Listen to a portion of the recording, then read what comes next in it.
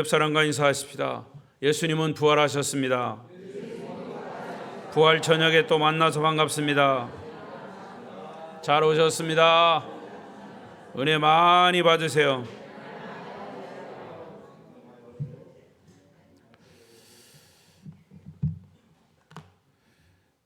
오늘 말씀의 주제는 나는 부활이요 생명이니입니다. 예수님은 요한복음에서 하나님의 아들이심을 계속 나타내셨습니다. 다른 복음서와 달리 요한복음에는 나는 포도나무요, 나는 생명의 떡이요, 나는 무엇이요, 나는 무엇이요, 이렇게 예수님은 당신 자신을 일컬어 하나님의 아들이심을 상징적으로 그렇게 표현했습니다. 그 중에 하나 가장 핵심적인 것이 오늘 본문에 나는 부활이요 생명이다 이렇게 말씀하셨습니다. 자, 여러분의 인생의 주인은 누구라고 생각하십니까? 내 인생의 주인은 나다 라고 하는 사람 대부분이죠. 유행가 가사도 있잖아요. 내 인생은 나의 것, 내 인생은 내가 주인이야, 나의 것.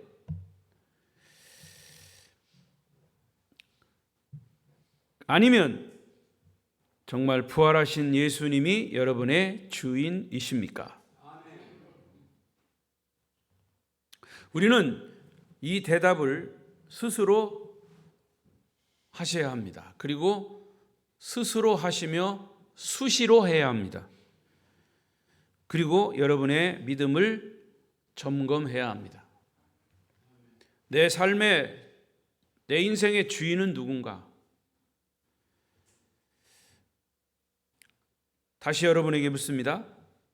여러분 인생 삶의 주인은 누구십니까? 답을 가르쳐줘도 대답 못하는 것은 그것을 못 믿는 거라든가 대답을 아직도 답이 뭔지를 모르는 건지. 다시 한번 묻겠습니다. 자, 우리 그리스도인의 삶의 모든 문제의 해답은 부활하신 예수 그리스도이십니다. 그래서 예수님은 요한복음에서 스스로를 나는 부활이요 생명이다 이렇게 소개하셨습니다. 그럼 예수 믿는 우리도 예수님을 따라서 예수님은 부활이요 생명이십니다. 나는 그 예수님을 구세주로 믿습니다. 이게 신앙 고백인 거예요. 여러분은 예수님을 누구로 알고 누구로 믿고 있습니까? 저는 여러 번 말씀드렸지만 또 기억하실지 몰라요. 부활절만 되면 한 사건을 잊을 수가 없습니다. 지금부터 약 6년 전이죠. 부활주일 오후에 춘천 소양성결교회 담임하고 있던 이원호 목사님은 부활주일 예배를 끝나고 전주에 있는 동기 목사님이 암으로 돌아가셔서 마침 그 주일날, 월요일날 장례식이 있는데 주일날 오후에 이제 조문을 가기 위해서 본인이 운전하고 가다가 큰 교통사고를 만나서 그 자리에서 즉사했습니다. 소천했어요. 사실 그때 저도 그렇고 우리 성결교단에 그를 아는 모든 분들에게는 엄청난 충격적인 사건이었습니다. 소식이었죠.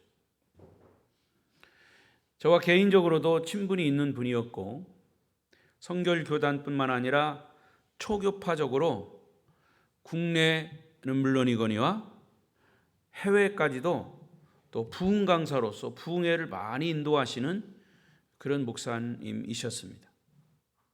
아주 건강했어요. 그런 분이 갑자기 사고를 만나서 세상을 떠나니까 그 아픔과 슬픔과 충격이 상당히 오래 지속이 되었습니다. 지금도 그분을 아는 지인들은 가끔 만나면 그런 얘기를 합니다. 여러분, 성경은 죽음을 결코 아름답다고 말하지 않습니다. 성경에는 죽음이 아름다운 모습으로 그려져 있지는 않습니다. 죽음은 슬프고 허무한 것이죠. 죽음은 파괴적인 것이기 때문에 모든 것을 다 빼앗아 갑니다. 그래서 성경은 이런 표현도 있습니다. 죽음을 마지막 우리의 원수다, 이렇게 얘기합니다. 마지막 원수. 우리가 인생의 싸움에서 최후로 싸워야 할 그런 실존적인 대상이 뭐냐? 바로 죽음입니다. 그래서 예수님이 십자가에서 부활하시고 부활하신 것을 이야기할 때 항상 사망 권세를 물리치고 부활하셨다, 이렇게 합니다. 사망 권세. 여러분, 사망의 권세는 엄청난 겁니다. 사망은 그만큼 모든 것을 앗아가는 권세가 있어요. 그래서 저는 오늘 먼저 죽음의 확실성, 그리고 그 비극의 이유를 몇 가지 생각하고 말씀을 나누겠습니다. 왜 죽음이 슬픔이고 아픔이고 비극이고 갑자기 오는 죽음은 충격일까? 그 이유는 첫 번째, 죽음은 모든 사람에게 동일하게 찾아오기 때문에 비극입니다. 비극이면서 어떻게 보면 다행이에요. 남녀노소 빈부 귀천 할 것 없이 누구하고 누구에게나 똑같이 죽음은 찾아오기 때문에 사실은 다행이면 다행이죠. 부자에게는 죽음이 억울할 수도 있어요. 그러나 가난한 사람에게는 다행인 것입니다. 평생 가난하게 살다가 죽으면, 부자로 한번 못 살다가 죽으면 끝이라고 생각하죠. 이 세상에서 죽음에서 제외되는 사람은 한 사람도 없습니다. 여러분 잘 아시는 중국의 진나라의 시 황제가 죽지 않으려고 신하들을 풀어서 불사약 불로초를 찾아와라, 이렇게 명령을 했어요. 그러나 결국 진시 황제도 죽었습니다. 왜 죽었을까요? 진짜 불로초, 불사약이, 불로초는 모르겠습니다, 있는지. 그러나 불사약은 없습니다. 불로초를 먹어도, 늙질 않는 약초를 먹어도 나중에는 늙어서 죽죠. 그러니까 없다는 얘기예요. 전쟁이나 사고가 발생하면 죽는 사람이 많아진다고 말합니다. 그러나 실상은 죽는 사람이 많아지는 것이 아니라 그때 그곳에서 죽어야 할 사람이 죽은 겁니다.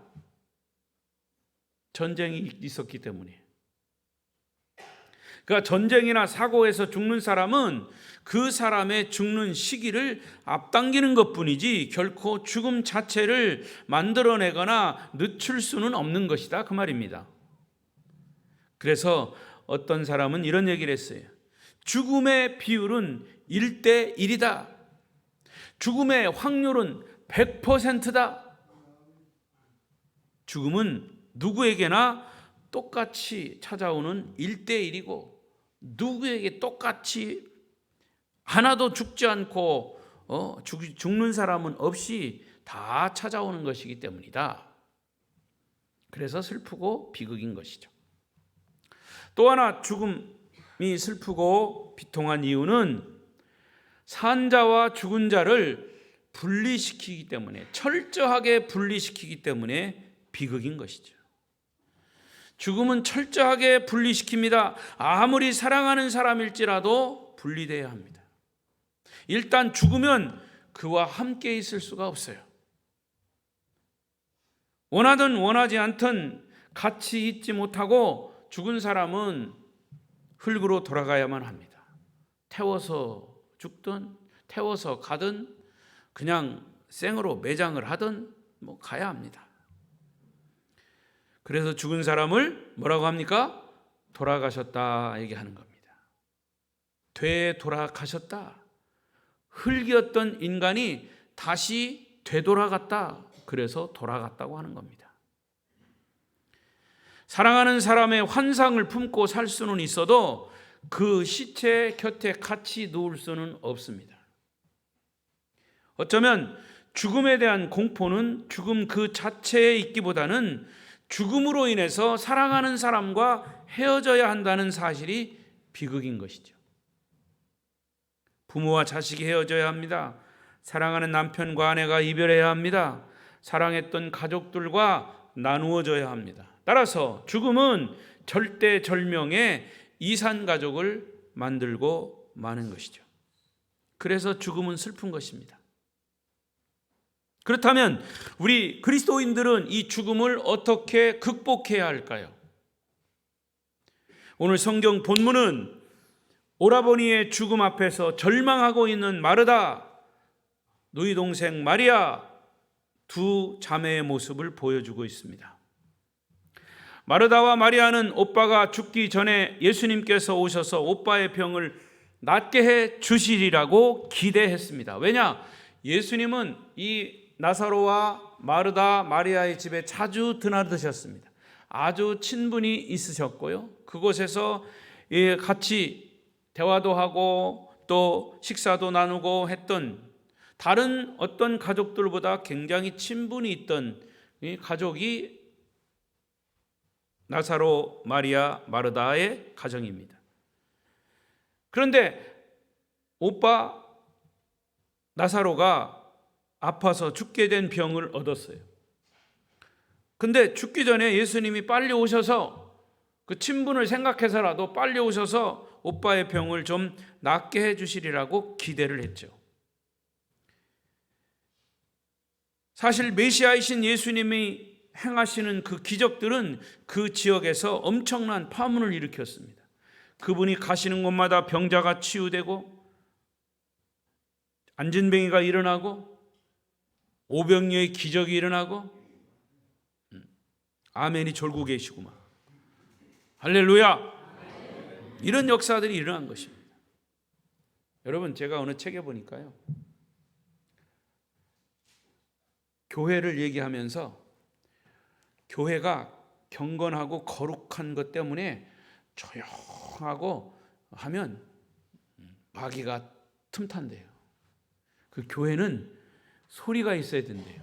찬양의 소리, 기도의 소리, 부르짖는 소리, 목사의 설교 소리, 이 소리가 있어야 된대요.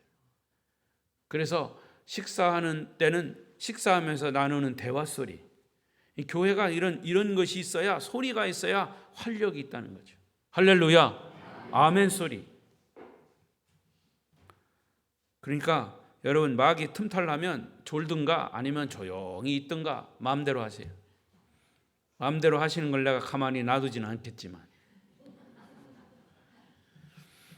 그러니까 예수님이 가시는 곳마다 그런 기적들이 일어났어요. 부르짖는 소리, 병을 고쳐달라고 부르짖는 소리, 또 고침받고 막 주님을 찬양하는 소리. 다행히 마르다와 마리아는 예수님과 개인적인 친분이 두터운 사이였기 때문에 이런 절망적인 상황에서 주님의 도우심을 믿고 기대했던 거죠. 그러나 자기 오빠 나사로가 위독하다는 소식을 주님께 급하게 전달했음에도 불구하고 야속하게 주님이 안 오는 겁니다. 오빠는 죽게 생겼는데 주님이 늑장을 부리시며 속히 오시지 않는 거예요.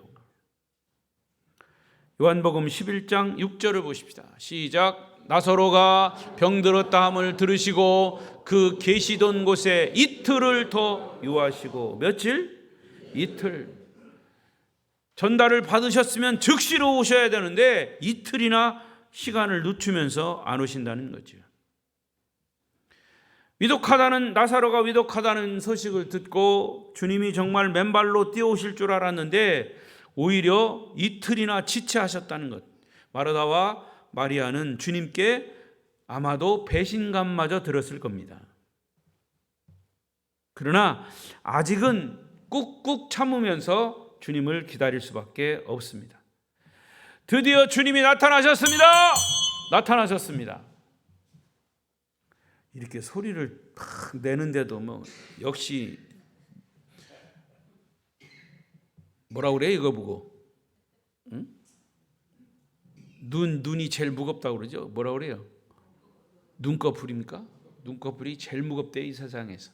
졸리는 때는 뭐 눈꺼풀보다 뭐 무거운 게 없다고 그러죠? 아무리 소리를 지르고 종을 치고 해도 안 들리나 봐요. 자, 이미 나사로가 죽은 지 나흘이나 되었다. 주님이 나타나셨어요. 나타나셨는데 나사로가 그냥 죽어버린 거예요. 7절부터 11장 17절 시작. 예수께서 와서 보시니 나사로가 무덤에 있은지 이미 나으니라. 앞뒤 문맥을 보면 사실은 주님은 나사로의 죽음, 나사로가 죽기 전에 가시려고 했던 것이 아니라 앞뒤 문맥을 잘 읽어보면 예수님은 나사로가 죽을 때까지 기다리셨다 그 말이에요. 그러니까 마르다와 마리아 입장에서는 굉장히 서운했지만 예수님은 거기에 분명하신 메시지를 주려고 뜻이 계셔서 그때까지 기다리신 겁니다. 여러분, 우리가 성경을 볼 때 주님의 마음을 섣불리 넘겨짚고 여러분이 가진 지식과 경험 가지고 함부로 마음대로 해석해서는 안 돼요. 내 마음대로 결론 짓고 죄 지으면 안 된다 그 말이에요. 인간의 생각과 주님의 생각은 동이 서에서 먼 것처럼 멀다고 그랬어요. 땅과 하늘이 먼 것처럼 하나님의 생각과 우리 인간의 생각은 다르다 그 말이에요. 죽은 시체가 썩는 냄새가 나기 시작할 때 비로소 예수님이 절망이 가득한 그 현장에 나타난 겁니다. 여러분, 사람이 죽어 사흘 나흘이 되어서 시체가 썩으면 냄새도 나고 그건 완전히 죽은 거 아닙니까? 하지만 주님은 그날을 기다리셨던 거죠. 이제 사람이 더 이상 손을 쓸 수 없는 절망의 순간에 예수님이 나타나셔서 실로 엄청난 말씀을 선포하십니다. 그게 오늘 본문 25절 26절입니다. 시작. 예수께서 이르시되 나는 부활이요 생명이니 나를 믿는 자는 죽어도 살겠고 무릇 살아서 나를 믿는 자는 영원히 죽지 아니하리니 이것을 내가 믿느냐? 마지막 이것을 내가 믿느냐? 질문이에요. 예수님께서 죽음은 불로초나 불사약을 먹어서 단순히 생명을 연장시키는 것이 아니라 오직 예수님으로 인한 죽은 자의 부활이 있다는 것을 온 천하에 지금 선포하신 겁니다. 엄청난 이 선포예요. 나는 부활이요 생명이다 라고 하는 이 선언은 죽음은 모든 것이 끝이 아니다, 이런 선언이에요. 이 세상에 많은 사람들이 죽음이 끝이라고 생각합니다. 그래서 괴로운 일, 무슨 얽힌 일이 있으면 죽는 거예요.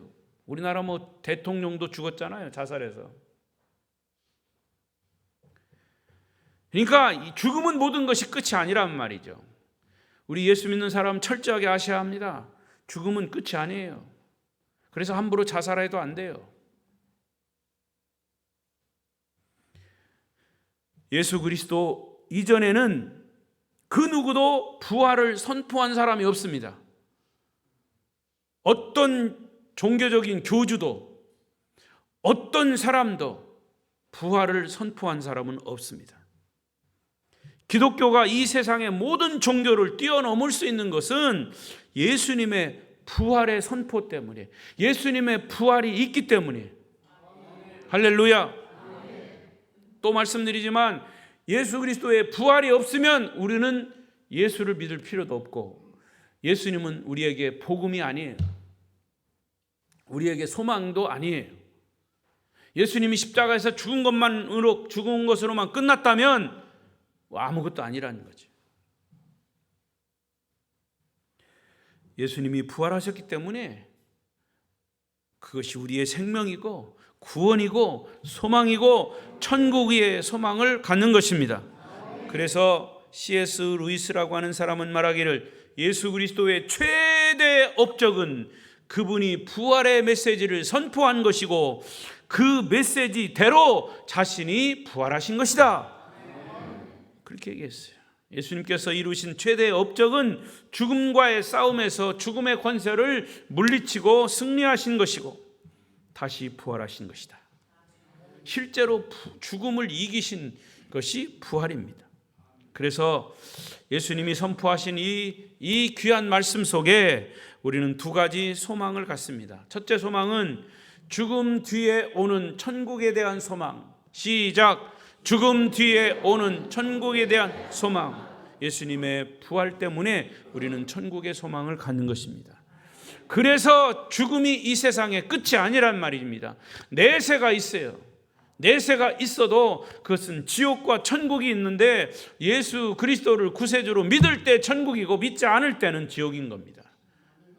그래서 이 말씀 때문에 자살해서 죽으면 지옥인 거예요. 여러분, 내 목숨을 내가 끊어도 살인입니다. 살인하지 말라 했습니다. 지옥인 거예요. 죽음 뒤에 오는 천국에 대한 소망 때문에 이 예수님의 이 부활 생명, 이것이 우리에게는 소망이죠. 예수님은 3년의 공생애 동안 부활을 믿는 사람들에게 부활을 증명하시기 위해서 세 사람을 실제로 부활시켰습니다. 그런데 이 세 사람은 부활한 것이 아니라 사실은 소생한 것입니다. 왜냐? 다시 죽었기 때문에. 그래서 사람이 죽었다가 혹시 살아날 수 있어요. 성경에 지금 제가 말하는 마가복음 5장에 보면 회당장 야이로의 죽은 딸을 살리셨어요. 어린 소녀의 부활. 그러나 그가 이제 커서 어떻게 살다가 죽었다는 얘기는 안 나왔지만 그가 영원히 살아서 승천했다는 말은 없어요. 그러니까 사람에게 있어서 혹시 죽었다가 사람이 살아나도 다시 죽는 거예요. 그래서 부활이라고 하는 단어 자체는 누구에게만 해당이 되느냐? 예수님에게만 해당이 되는 거예요. 할렐루야. 그걸 꼭 여러분 기억하십시오. 누가복음 7장에 나인성 과부 죽은 아들을 주님이 살리셨어요. 그 청년도 부활이 가능하다는 것을 증명하셨죠. 또 오늘 본문의 나사로를 살리심으로 장년 세대도 부활이 가능하다는 것을 보여주셨어요. 그러니까 이 세 가지 부활 사건을 통해서 모든 사람이 다시 부활할 수 있다는 것을 미리 보여주셨어요. 그래서 물론 이 소년, 청년, 장년이 다 죽었다가 예수님으로 인해서 부활했지만 육신의 부활을 부활로 알려주셨 뿐만 아니라 이제 예수 믿는 사람들은 이렇게 부활할 것이다 라는 사실을 예로 들으시면서 이 사건을 행하신 거예요. 그리고 예수님이 부활하신 이후에 예수님이 고린도전서에 보면 나는 부활의 첫 열매가 되었다. 예수님의 첫 열매이신 겁니다. 그럼 두 번째 열매는 누굽니까? 저와 여러분이 될 거예요. 할렐루야. 저나 여러분이 부활을 믿는다면 그래서 죽음은 안식인 겁니다. 부활을 믿지 않는 사람에게는 안식이 없습니다. 죽음은 불안합니다. 두렵습니다. 왜 부활을 믿는 사람들에게 안식이냐? 죽음이 하루 해가 져서 우리가 잠자리에 들어서 안식을 누릴 수 있는 것은 무엇 때문입니까? 내일 아침에 다시 일어난다는 소망 때문에 잠자리는 안식이 되는 겁니다. 아니야, 나 이거 죽으면, 이거 잠자면 내일 못 일어나. 그러면 잠 못 자죠. 그죠? 오늘 자면 내일 아침에 일어나긴다는 소망이 있기 때문에 우리는 잠자리가 우리의 안식이 되는 것처럼 신앙의 말씀에 근거해서 예수님이 부활이라고 하는 사실을 본인이 경험하셨고 알려주셨다면, 선포하셨다면 역시 주님을 믿는 우리에게는 죽음은 안식인 겁니다. 왜? 부활이 있기 때문에. 내일 아침에도 해가 떠오른다, 그리고 빛나고 새로운 내일이 시작된다, 이런 소망을 가진 사람에게 잠이 안식인 것과 같이 말입니다. 이와 같이 나도 부활한다는 놀라운 사실이 전제될 때 우리는 죽음은 안식이라고 하는 명제를 선포할 수 있는 것입니다. 여러분, 부활이 진정 사실이라면 먼 훗날 우리는 천사장의 나팔 소리와 함께 다시 깨어날 것입니다. 다시 부활할 것입니다. 내가 이 세상에 태어난 것이 생명의 기적이듯이 전지전능하신 하나님의 능력 안에서 다시 일어나는 부활 사건 역시 엄청난 생명의 기적임을 믿습니다. 부활이 있기 때문에 우리는 이 땅의 삶에서 느끼는 허무함, 죽음의 두려움을 이길 수 있고 극복할 수 있는 겁니다. 왜? 죽음 저편에 천국에 대한 소망을 갖기 때문입니다. 천국에 대한 소망, 여러분 잃지 말기를 바랍니다. 또 하나, 소망은 죽음이 오기 전에 사실은 이 땅에서 갖는 소망입니다. 두 번째, 시작. 죽음이 오기 전에 이 땅에서 갖는 소망. 여러분, 예수님이 부활이요 생명이라고 선포하신 이것의 두 가지의 소망은 첫 번째, 그 다음에 두 번째, 죽음 이후의 소망, 천국에 대한 소망, 아니 죽음 이제 이전에 이 땅에서 갖는 소망. 여러분, 우리가 고린도전서 13장 13절에 말씀이 뭡니까? 시작. 그럴 줄 알았어. 믿음, 소망, 사랑, 이 세 가지는 항상 있을 것인데 그 중에 제일은 사랑이라. 여러분, 믿음, 소망, 사랑, 이것은 항상 있다고 그랬어요. 어디서 있는 거예요? 이 땅에서 있는 거예요. 자, 이 땅에서 세 가지가 있습니다. 믿음이에요. 무엇에 대한 믿음입니까? 예수님을 구세주로 믿는 믿음이에요. 그 다음에 소망, 무엇에 대한 소망입니까? 이렇게 예수를 믿을 때 우리는 천국에 대한 소망이 있습니다. 그 다음에 사랑, 무엇에 대한 사랑입니까? 내가 구세주, 예수를 구세주로 믿고 천국에 대한 소망을 갖고 그것이 주님이 우리를 사랑하시는 사랑 증거다, 그 말이에요. 자, 그런데 이 땅에서 이 세 가지 중에 이 땅에서는 세 가지가 다 있어요. 그러나 이제 죽어서 천국에 갔어요. 근데 천국에 가서는 뭐가 없어집니까? 믿음이 없어져요. 소망도 가질 필요가 없어요. 그리고 뭐만 남아요? 사랑만 남는 거예요. 그러니까 이 땅에서는 믿음과 소망과 사랑을 항상 가지고, 그리고 그 중에 사랑, 그리고 천국에 가서도 그 사랑은 주님이 거기 계시기에 계속 존재하는 겁니다. 그러니까 오늘 제가 말씀드리려고 하는 것은 이 땅에서 우리가 갖는 것은 믿음과 소망이라. 그래서 요한복음 11장의 나사로의 죽음 외에 또 하나의 죽음이 있어요. 그것은 마르다의 죽음이에요. 물론 마르다는 지금 아직 죽지 않았어요. 오빠만 죽었어요. 그런데 왜 마르다를 죽었다고 그랬을까? 마르다의 죽음은 사실은 정신적인 죽음, 영적인 죽음, 믿음이 없는 죽음이에요. 지금 주님과 대화를 나누고 있어요. 사랑하는 오빠 나사로의 죽음 앞에서 마르다도 죽어 있는 듯한 말을 하나요. 소망이 없는 말을 하고 있어요. 믿음이 없는 말을 하고 있어요. 그녀는 지금 슬픔과 절망에 빠져 있어요. 그녀는 지금 기쁨도 평안도 없어요. 내일에 대한 소망도 없어요. 살아있으나 죽어 있는 사람 같은 마르다의 모습을 거기서 볼 수 있어요.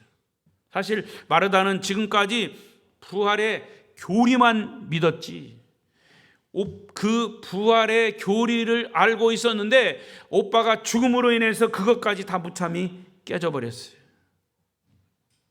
안타까운 모습이에요. 그런데 여러분, 이런 마르다의 모습이 바로 저와 여러분의 모습일 수 있어요. 믿음 없는 모습, 교리적인 신앙만 갖고 있어요. 그런데 그 부활 교리는, 알고 있는 부활 교리는 우리의 삶을 변화시키지 못해요. 부활을 지식적으로 머리로만 동의할 뿐이지 우리의 삶에 확신도 없습니다. 영혼이 죽은 것과 같은 것이죠. 그래서 마르다는 이런 말을 했어요. 21절 시작. 마르다가 예수께 여짜오되 주께서 여기 계셨더라면 내 오라비가 죽지 아니하였겠나이다. 주님이 조금만 일찍 오셨더라면 내 오빠가 죽지 않았을 건데 왜 이렇게 늦게 오셨습니까? 이 마르다의 말은 원망스러운 푸념이고 절망스러운 고백이에요. 22절 그러나 나는 이제라도 주께서 무엇이든지 하나님께 구하는 것을 하나님이 주실 줄 아나이다. 이 말은 아주 믿음이 없다라고 하는 말은 아니에요. 가능성이 있어요. 믿음이 있어요. 23절 예수께서 이르시되 내 오라비가 다시 살아나리라. 그러나 그 다음에 나온 마르다의 말은 22절에서 한 말이 진정한 믿음에서 나온 말이 아니라고 하는 것을 얘기하는 거죠. 24절 마르다가 이르되 마지막 날 부활 때는 다시 살아날 줄을 내가 아나이다. 이 말이 이제 오빠는 죽었으니까 지금은 소망이 없어요. 그러나 주님께서 재림하실 때라야 부활할 것을 나는 비로소 믿습니다 라는 얘기예요. 언뜻 듣기에는 맞는 말 같지만 마르다는 지금이라도 주님께서 원하시면 하실 수 있습니다 이렇게 말해놓고 마지막 날에 부활을 믿는다고 이야기합니다. 마르다는 지금 여기에서 무엇이든지 행할 수 있는 주님의 능력을 믿지 못하고 있어요. 지금 이 순간 나와 함께 하시고 내 삶 속에서 나를 인도하시고 새롭게 변화시켜 주실 주님을 믿지 못하고 있다는 거죠. 왜? 오빠의 죽음 앞에서 주님의 능력을 믿지 못하는 겁니다. 마르다와 같이 저는 마지막 날 부활 그것을 믿습니다. 그렇게 얘기하지 말고 믿음이 있으면 주님 지금 우리 오빠가 죽었지만 지금 우리 오빠 살려내세요. 주님의 능력이면 살릴 수 있잖아요. 이게 믿음이에요. 아멘 안 하시네? 그러면 아멘 안 하시는 분은 마르다와 똑같은 믿음이에요. 훗날 죽음 이후에 천국에 가는지 몰라도 현재 그들의 삶에 희망과 승리와 능력과 치유는 일어나지 않는다라고 하는 말의 전제를 깔고 있는 거죠. 여러분, 과연 믿음의 수준은 어느 수준에 있습니까? 부활신앙은 미래의 신앙이자 동시에 현재의 신앙이어야 합니다. 마지막 날에는 살겠죠 그러나 지금 현실은 절망입니다. 예수님이 오시기 전에 우리 오빠 죽어서 끝났어요. 지금 현실이 얼마나 살기 힘들고 어렵고 슬프고 고통입니까? 지금은 부활하신 주님과는 저는 좀 거리가 있네요 라고 푸념하고 있지는 않습니까? 그렇다면 그 사람은 마르다와 같은 지금의 상태, 영적으로 병이 들었거나 잠들어 있거나 혹은 영적 문이 닫혀 있거나 열려 있어도 비슷 조금 그냥 교회에 올 정도, 예배에 참여할 정도. 목사님, 내가 예배에 참여하는 거 이거 엄청난 역사입니다. 그럴 수도 있죠. 마르다의 부활신앙에 대해서 주님 말씀하시는 것을 들어보십시오. 다시 25절입니다. 시작. 예수께서 이르시되 나는 부활이요 생명이니 나를 믿는 자는 죽어도 살겠고 26절 무릇 살아서 나를 믿는 자는 영원히 죽지 아니하리니 이것을 네가 믿느냐? 주님은 재림하실 그때만 부활이 아니라 나는 지금도 부활이요 생명이다. 나를 믿는 자는 죽어도 살고, 여기서 살겠고라는 말은 원래 현재형으로 되어 있어요. 살겠고라는 말이 과거형, 미래형 같이 보지만 사실은 현재형으로 쓰여 있어요. 죽어도 그는 여전히 계속 살아계시고, 그리고 살아서 나를 믿는 자는 영원히 죽지 아니하리라. 현재 진행형이다. 과거부터 현재까지 진행형이란 말이에요. 과거에서 끝난 게 아니에요. 진행형이란 말이에요. 진행형이면서 지금도 살으셨고 앞으로도 영원히 살 것이다. 할렐루야. 이것을 내가 믿느냐라고 질문하신 거예요. 믿습니까, 여러분? 정말입니까? 예수 안에서 영원한 생명을 체험한 사람들은 하나님과 친밀한 교제 속에서 날마다 승리의 삶을 살 수가 있습니다. 그러나 본문의 의미는 좀 더 구체적이에요. 내 안에 거하시는 하나님이 허락하신 그 영원한 생명이 미래만이 아니라 지금 나의 삶을 지배하고 지금 나를 다스리심으로 오늘의 슬픔, 좌절, 불신앙을 극복하고 승리의 삶을 살 수 있다. 이것을 말씀하신 겁니다. 이것을 선포하신 거예요. 부활이요 생명이신 예수님을 통해서 여러분이 겪고 있는 오늘의 슬픔과 좌절을 딛고 일어나셔서 내일을 향해서 걸어갈 수 있는, 당당하게 걸어갈 수 있는 이 부활신앙, 지금 현재의 삶에서 승리의 체험을 여러분에게 보장하고 있다는 사실을 정말 이 말씀을 통해서 믿으시기 바랍니다. 오늘 여러분이 믿는 하나님은 살아계십니다. 그 하나님이 예수 그리스도를 부활하셨고 그 부활하신 주님이, 생명이신 주님이 오늘 여러분의 모든 삶의 환경과 어두운 속에서, 좌절, 어두움과 절망 속에서 예수님은 부활과 생명으로 우리를 찾아오셨습니다. 지금 이 시간에도 여러분에게 질문하십니다. 나는 부활이요 생명이니 나를 믿는 자는 죽어도 살겠고 무릇 살아서 나를 믿는 자는 영원히 죽지 아니하리라. 이것을 내가 믿느냐? 지금 마르다에게 질문하신 거예요. 예수님이 여러분의 부활이요 생명이심을 다시 한번 믿으십니까? 우리의 환경과 현실이 우리를 계속 흔들고 있습니다. 우리를 의기소침하게 만들고 있습니다. 하지만 우리는 항상 부활하신 주님을 믿는 한 주님은 우리에게 있어서의 부활이고 우리도 부활이고 주님은 우리의 생명이 되심을 믿습니다. 여러분, 부활을 교리적으로 알고 주장하기는 쉬워요.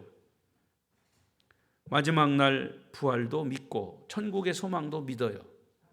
그러나 지금 나를 치유하시고 나를 새롭게 하시는 부활이요 생명으로서의 주님을 믿느냐 하는 것을 주님은 질문하고 있는 겁니다. 현실의 삶에서 경험하는 온갖 거짓, 부조리, 이 수수께끼 같은 인생의 허무함에도 불구하고 나의 삶을 새롭게 변화시키는 부활의 주님을 믿느냐? 여러분, 이것은 인간의 모든 세계를 초월하시는 우리 부활하신 주님, 죽음의 권세를 물리치시고 부활하신 주님이 우리를 향해서 질문하시는 질문이에요. 너희가 이 세상에서 너희 삶이 이 아웅다웅하는 그런 세계에서의 이런 것을 넘어선 초월적인 하늘의 세계, 영적인 세계, 놀라운 이 창조의 세계, 하나님의 세계, 죽음도 다시 살리게 만드시는 그 하나님의 세계를 너희는 믿느냐? 이것을 질문하는 겁니다.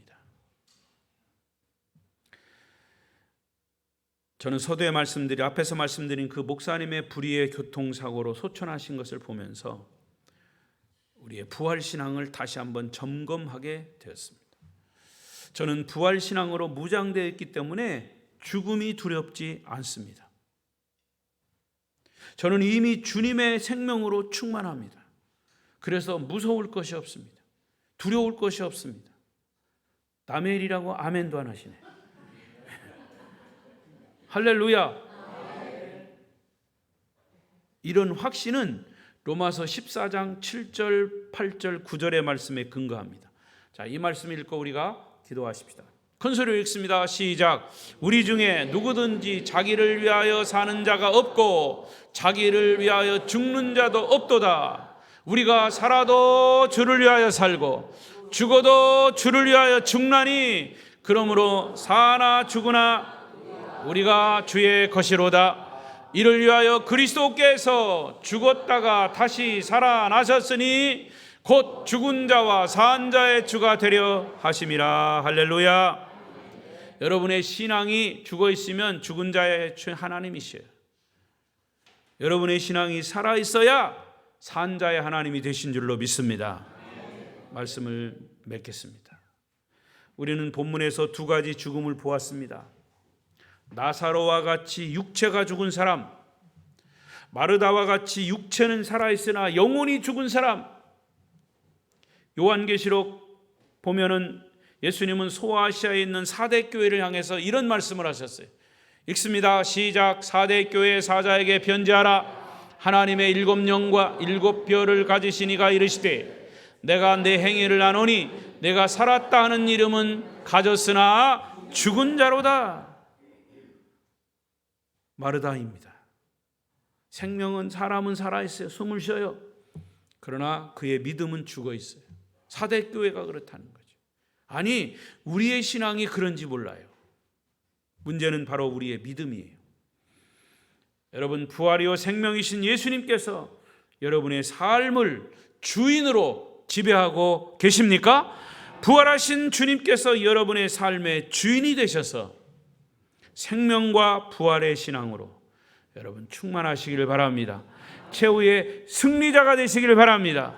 면류관의 주인공이 되시기를 바랍니다. 기도하십시다.